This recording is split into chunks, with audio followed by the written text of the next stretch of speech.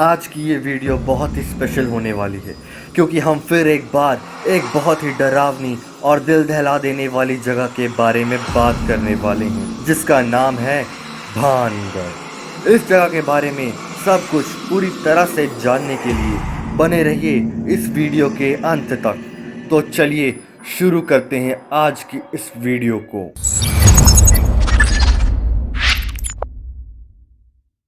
भानगढ़ प्राचीन काल का एक बहुत ही समृद्ध शहर था।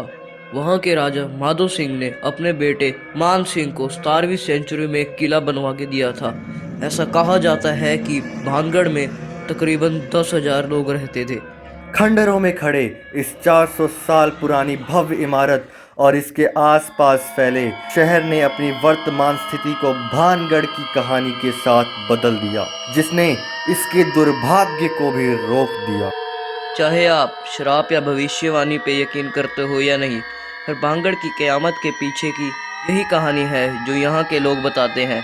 कहा यह जाता है कि जिस जगह पर भानगढ़ का किला बना हुआ है वो कभी गुरु बालूनाथ का पूज्य तपस्वी का घर हुआ करता था। माधो सिंह ने इस किले की निर्माण से पहले परमिशन लेना जरूरी समझा और उन्हें परमिशन मिली भी, पर एक शर्त पर। गुरु जी ने यह कहा कि उस किले की परछाई कभी भी उनके घर पर नहीं पड़नी चाहिए, वरना त्रासदी मच जाएगी। लेकिन अफसोस, माधव सिंह के एक उत्तराधिकारी ने भानगढ़ किले की ऊंची दीवारों के साथ उस चेतावनी को भी नज़रअंदाज कर दिया और इसकी वजह से किले की परछाई ने उस तपस्वी के घर में प्रवेश किया और बदले में श्राप ने पूरे भानगढ़ को घेर लिया। यही नहीं, भानगढ़ के भूतिया होने के पीछे एक और कहानी भी है और ये पिछली वाली से डरावनी है।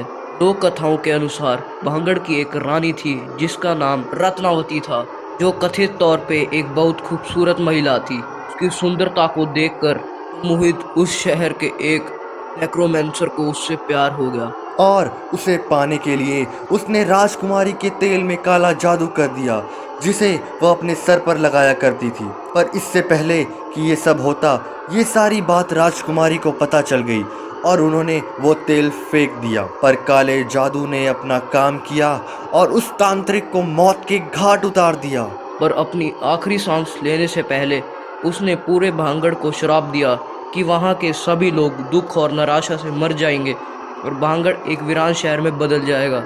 और जैसा कि उसने कहा था, बिल्कुल उसी तरह से ही अगले साल भानगढ़ के राजा को युद्ध में हार मिली और उसकी सारी सेना मारी गई। पर राजकुमारी का क्या हुआ इसका कुछ पता नहीं चला। कहा यह जाता है कि राजकुमारी ने आत्महत्या कर ली थी और आज भी उनकी आत्मा किले में भटकती रहती है, जो इस जगह को रात में और भी डरावना बना देती है।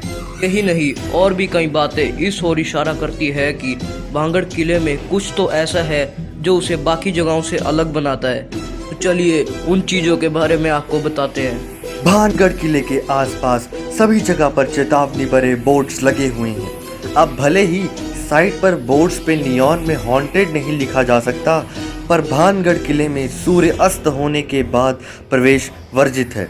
ऐसे कई सूचना बोर्ड्स वहां पर ASI यानी आर्कियोलॉजी सर्वे ऑफ इंडिया द्वारा लगाए गए हैं। बोर्ड साफ साफ ये कहते हैं कि किले में सूर्य उदय होने से पहले और सूर्य अस्त होने के बाद रहना मना है, क्योंकि आपको वहाँ काफ़ी अजीब अजीब तरह की आवाज़ें सुनाई देगी।